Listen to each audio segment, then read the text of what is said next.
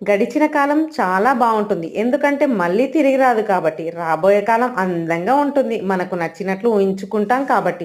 ప్రస్తుత కాలం కష్టంగా ఉంటుంది. ఎందుకంటే అనుభవిస్తున్నాం కాబట్టి.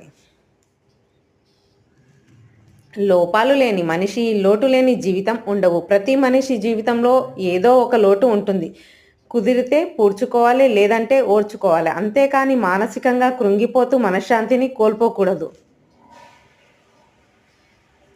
పక్షి బతికి ఉన్నప్పుడు చీమల్ని తింటుంది. అదే పక్షి చనిపోయినప్పుడు దాన్ని చీమలు తింటాయి. పరిస్థితులు ఏ క్షణంలోనైనా తారుమారైపోతాయి. అందుకే జీవితంలో ఎవరిని తగ్గించి బాధపడేటట్లు మాట్లాడకూడదు. ఇవాళ నువ్వు శక్తివంతంగా ఉండొచ్చు.